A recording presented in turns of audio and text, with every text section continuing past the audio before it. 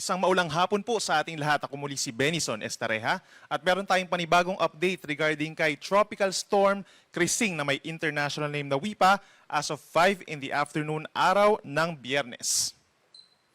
As of 4 in the afternoon po ay palapit ng palapit sa ating kalupaan, particularly sa Cagayan itong si Bagyong Krising at huling namataan 135 kilometers na lamang po east-northeast of Tuguegarao City, Cagayan yung kanyang sentro.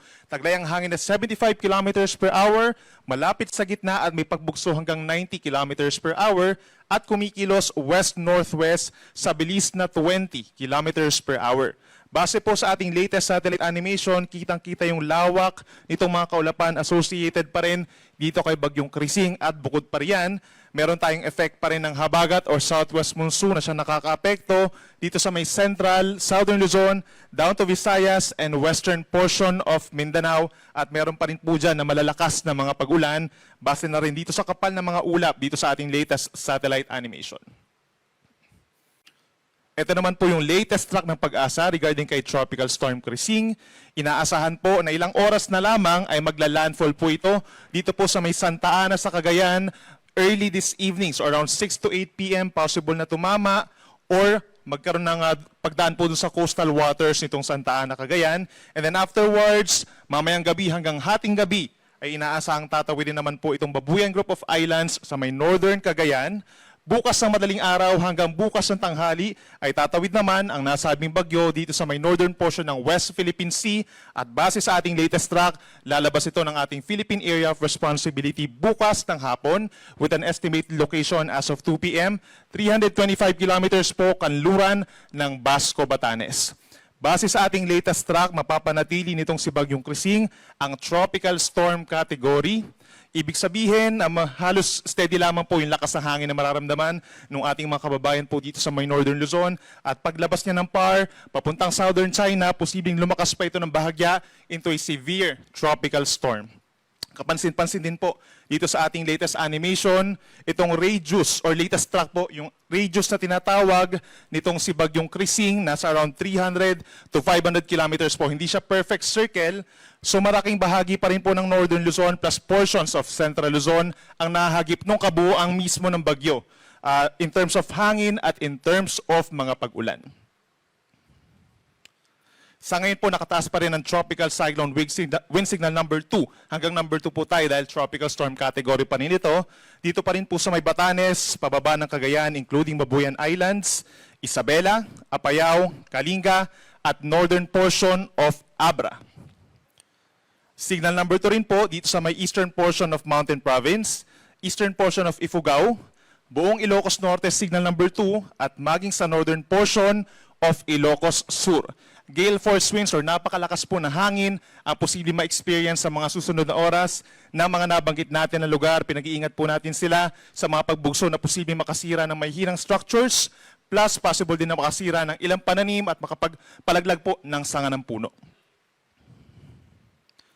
Tropical Cyclone Wind Signal number 1 naman po ay nakataas in some parts of central and northern Luzon dito sa timog na bahagi ng norte, kabilang ng Quirino, Nueva Vizcaya, natitirang bahagi ng Mountain Province, natitirang bahagi ng Ifugao, rest of Abra, buong Benguet, signal number 1 po. Maging dito rin sa natitirang bahagi ng Ilocos Sur, buong La Union, at northern portion of Pangasinan.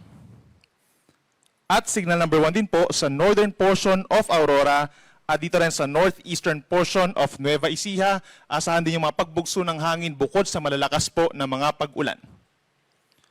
Speaking of pag-ulan, ito naman po yung ating tinatawag na 24-hour rainfall forecast care of our weather advisory. Ito po ay dito natin makikita po yung rainfall amount sa susunod na 24 oras. So simula ngayong hapon hanggang bukas ng hapon, posible yung pinakamararaming ulan dito po sa may kulay pula associated mismo kay Bagyong Krising. Ito pong Cagayan, Apayao, Ilocos Norte, and Ilocos Sur.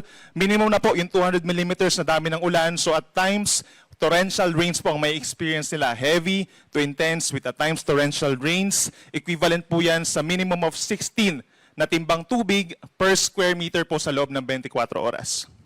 Pag naman po meron tayong kulay orange, that's around 100 to 200 millimeters na dami ng ulan. That's around 8 to 16 buckets of water per square meter po, no, dito sa mga areas kagaya ng Isabela, Kalinga, Mountain Province, Ifugao, Abra, gayon din sa Benguet, La Union, pababa ng Pangasinan, Zambales, Bataan, hanggang dito po sa may Occidental Mindoro and Palawan. Ito po ay dahil nasa habagat. Maging dito rin po sa Antique, Iloilo, Guimaras, and Negros Occidental. Yan po ay mga mararanasang pag-ulan na magkakaroon po sila ng mga moderate to heavy with at times intense rains. Simula po ngayong hapon hanggang bukas ng hapon habang binabagtas itong si Bagyong Krising ang extreme northern Luzon. At yung mga may kulay dilaw naman po, ito yung magkakaroon ng mga moderate with at times heavy rains po sa susunod na 24 oras hanggang 100 millimeters nga po or hanggang 8 timbang tubig per square meter. Ito po yung natitirang bahagi ng Luzon, no? Basically, kabilang ng ang Metro Manila. Magandito rin po sa mga probinsya ng Aklan, Capiz, Negros Oriental, hanggang dito sa may Siquijor and Zamboanga del Norte. Mataas po ang tsansa ng mga pag-ulan, dulot ng habagat or southwest monsoon na siyang pinalalakas ni Bagyong Krising. At ang natitirang bahagi po pala nitong Visayas plus malaking bahagi ng Mindanao, asahan din po for most of the day po or for most of the next 24 hours, magiging maulap ang kalangitan at aasahan din po yung kalat-kalat ng mga pag-ulan at mga thunderstorms ngayong gabi hanggang bukas ng madaling araw. Ito naman yung ating rainfall forecast bukas ng hapon hanggang sa linggo ng hapon. So meron pa rin po tayong aasahang mga pag-ulan. Mostly dulot na lamang po ito ng habagat, knowing na by Sunday or actually by tomorrow afternoon ay nakalabasan ng PAR itong si Bagyong Krising, pero magpapatuloy pa rin po yung epekto ng habagat. Meron tayong hanggang 200 millimeters sa dami ng ulan. Dito pa rin po sa western side, Pangasinan, Zambales, Bataan, down to Occidental Mindoro and Antique. Habang 50 to 100 millimeters naman po dito sa natitirang bahagi ng Ilocos Region, Abra, Benguet, maging dito rin sa may Tarlac, Pampanga, Bulacan, Nueva Ecija, hanggang dito po sa Metro Manila, possible pa rin yung mga pag-ulan, Rizal, Laguna, Cavite, Batangas, down to Oriental Mindoro, Palawan, Romblon, Aklan, Iloilo, Guimaras at Negros Occidental. Sa mga nabanggit natin na mga lugar, mag-ingat po sa banta ng mga pagbaha, lalo na sa mga low-lying areas at yung malalapit po sa ilog, and possible din po yung pagguho ng lupa sa mga bulubundukin na lugar. Siguro yung iba po magtataka, no, yung mga taga Visayas, taga Palawan, or Mimaropa area, plus some parts of Mindanao, medyo malakas yung hangin. No? Hindi po ito direktang galing kay Bagyong Krising, kundi dahil po sa habagat na siyang pinalalakas ng bagyo. For today, aasahan pa rin po yung mga pagbugso ng hangin dito sa may Zambales, Bataan, parte ng Cavite, Batangas, Quezon, Bicol Region, Mimaropa, Visayas, Zamboanga del Norte, hanggang dito po sa may Camiguin, Misamis Oriental, Surigao del Norte, Dinagat Islands, Davao Occidental, Davao Oriental, and Sarangani. At bukas, hanggang sa Sunday po, marami-rami pa rin pong lugar na magkakaroon ng mga pagbugso ng hangin dahil po sa habagat, mapaluzon man yan, Visayas or Mindanao. Kabilang ng Metro Manila, by tomorrow and Sunday, aasahan din po natin yung mga pagbugso ng hangin again dahil po ito sa habagat at hindi po dahil directly sa bagyo. Para naman sa ating mga maglalayag pong kababayan, kapag po meron tayong wind signals, most likely po suspended na yung ating sea travel for all types of sea vessels. At doon sa mga walang signal pero masungit po ang panahon, then definitely po makipag-ugnayan kayo sa inyong mga Coast Guard dahil posible rin pong isuspend yung sea travel, mapamaliit man yan or malaking sasakyang pandagat. Pero ngayon po meron tayong aasahang gale warning or babala sa mga delikadong alon hanggang 5 metro dito po sa may mga lugar po sa mga coastal areas na pinakamalapit kay Bagyong Krising. Ito po ang Batanes, Cagayan, kabilang ang Babuyan Islands, eastern coast of Isabela, at northern coast of Ilocos Norte hanggang 5 metro po sa malayong Pangpang, which is equivalent po sa hanggang 2 palapag po ng gusali. Kaya naman delikado po talaga ito. No? And for the rest of Luzon, dito rin sa may Western Visayas, yung epekto rin ng habagat, nagpapalakas din po yung malakas na hangin sa matataas na mga pag-alon.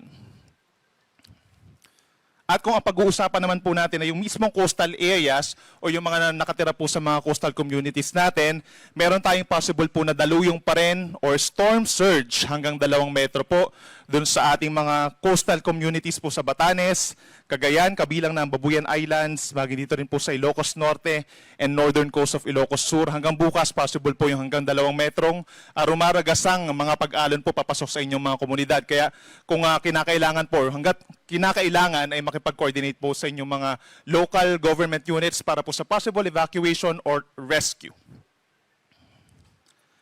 At marami na rin po ang nagtatanong kung may kasunod nga ba itong si Bagyong Krising. Base po sa ating tropical cyclone threat potential forecast is so far sa ating latest satellite animation wala pa naman tayong namamataang panibagong weather system, pero possible po early next week, either Sunday or Monday, yung buntot nitong si Bagyong Krising, yung may iiwang cloud cluster niya, may mabubuo po doon na parang circulation o possible circulation or low pressure area. At by the rest of next week naman po, habang nandun po sa may parting east of northern Luzon, yung nasabing weather disturbance, tumataas ang tsansa na ito'y ma-develop din bilang isang bagyo. At ang general direction niya, base sa ating latest potential forecast, ay pahilagang kanluran po or towards dito sa may Taiwan and Okinawa sa Japan. Ang masasabi natin po na hindi naman siya magla-landfall base sa ating latest potential forecast, pero mag-e-enhance pa rin po ito ng habagat or southwest monsoon, kaya magpapatuloy pa rin yung may kalakasang hangin, may kalakasang ulan pa rin po dito sa western sections ng Luzon and Visayas. Posible pa mabago itong ating potential forecast, kaya lagi magantabay sa ating mga updates. At yan muna ang latest mula dito sa Weather Forecasting Center ng Pag-asa.